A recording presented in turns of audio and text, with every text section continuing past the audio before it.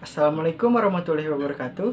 Perkenalkan, nama saya Alam Hadi Nasrullah dari kelas 13 Analisis Kimia 2 SMK Negeri 13 Bandung. Pada video kali ini saya akan mereview video yang berjudul Easy Trick Using Fiberglass Strengthening atau trik mudah menggunakan penguat fiberglass yang dipublikasikan oleh Tech Ingredients. Pertama-tama, apa itu fiberglass? Fiberglass atau serat kaca adalah kaca cair yang ditarik menjadi serat tipis berdiameter 0,005 mm sampai 0,01 mm, lalu dipintal menjadi benang atau ditenun menjadi kain, lalu diresapi juga dengan resin agar kuat dan tahan korosi.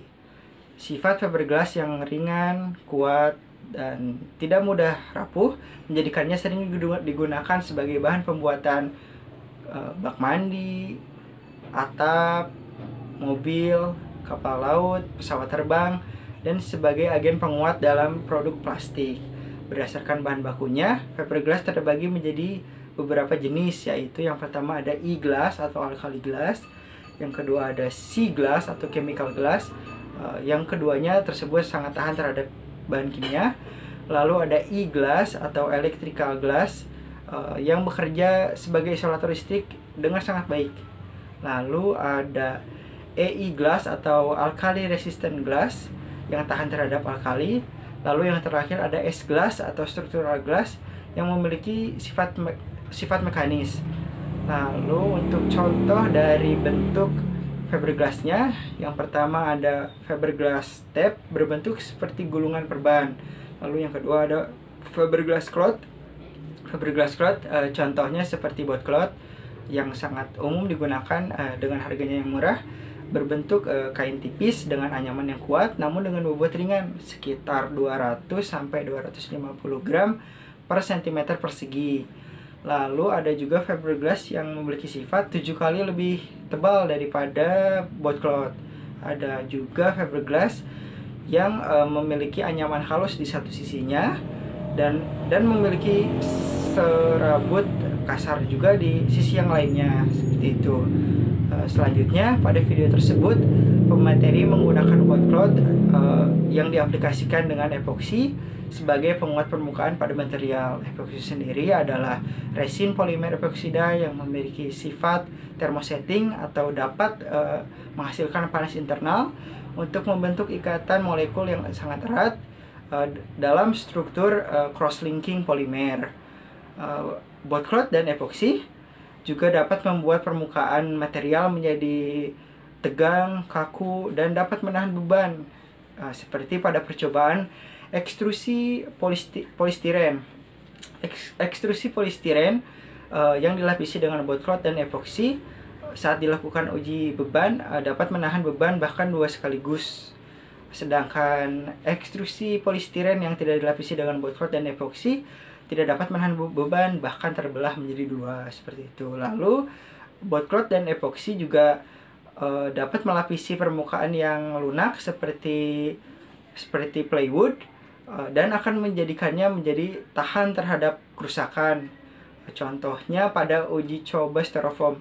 Styrofoam yang diaplikasikan bot cloth dan epoksi akan tahan saat uji pukul dengan bola besi dengan tidak menghasilkan bekas cekungan apapun setelah dipukul.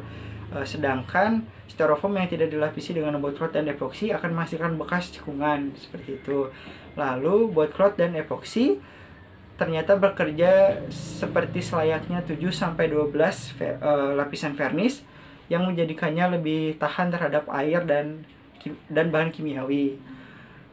Selanjutnya pada video tersebut pemateri mengaplikasikan cara menggunakan bot cloth dan epoksi kepada materialnya, yaitu dengan meletakkan satu lapisan bot cloth di atas permukaan papan lalu melapisinya dengan epoksi menggunakan kuas.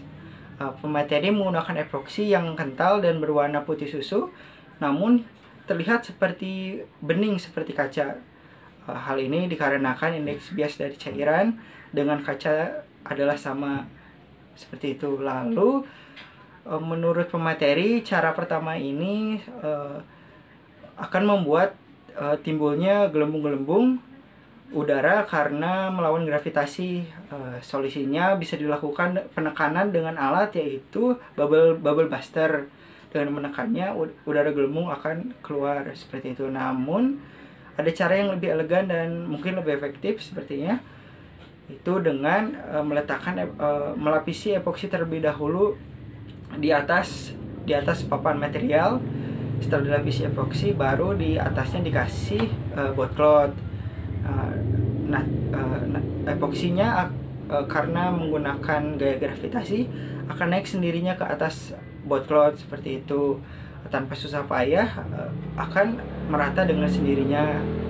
Nah, untuk mempercepatnya bisa juga menggunakan jari tangan, tentu yang sudah dilapisi dengan sarung tangan seperti itu. Dan jika ingin menghasilkan permukaan yang lebih halus, bisa dengan menambahkan lagi epoksi ke atasnya, yaitu jadinya epoksi, bot cloth, lalu epoksi lagi seperti itu. Nah, kendalanya dalam pengaplikasian bot cloth dan epoksi pada material ini adalah lamanya proses pengeringan atau penyatuan dari keseluruhan materi tersebut. Namun pemateri memberikan solusi, yaitu dengan pemanasan. Pemanasan di sini dilakukan dengan penumpukan seperti sandwich dengan lapisan terbawah yaitu bubble foil, dilanjutkan dengan heating pad, lalu ada plastic warp. Nah, setelah itu barulah material yang telah diaplikasikan dengan bot cloth dan epoksi diletakkan, lalu dilapisi lagi dengan plastic warp agar menjaga materialnya yang telah diaplikasikan, lalu ditumpuk lagi menggunakan heating pad, lalu ditumpuk lagi menggunakan bubble foil. Setelah itu semuanya dibungkus menggunakan kain yang berfungsi sebagai pengikat panas seperti itu.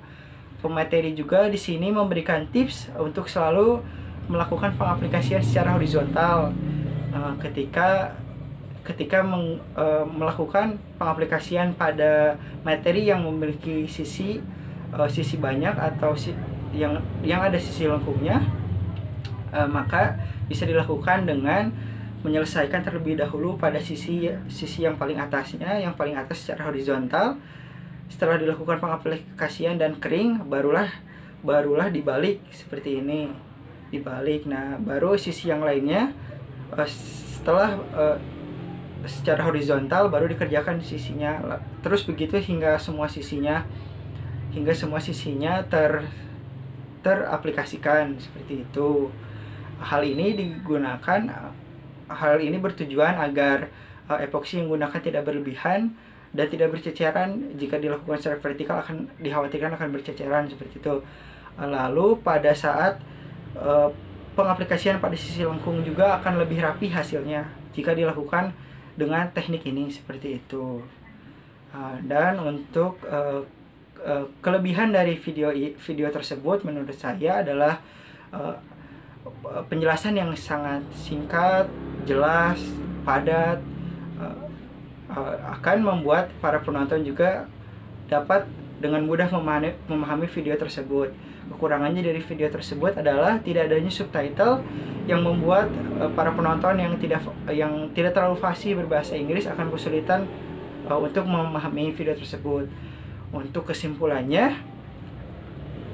dari video tersebut yaitu fiberglass untuk penggunaan penguat permukaan, di sini khususnya yaitu bot cloth yang diaplikasikan dengan epoksi untuk sebagai penguat permukaan material, dapat menjadikan material tersebut lebih kuat, lebih kaku, lebih tangguh, dan juga lebih tahan terhadap kerusakan air dan kimiawi seperti itu. Sekian review video yang bisa saya sampaikan. Mohon maaf bila ada kekurangan. Terima kasih telah menonton video ini. Wabillahi taufiq wal hidayah. Wassalamualaikum warahmatullahi wabarakatuh.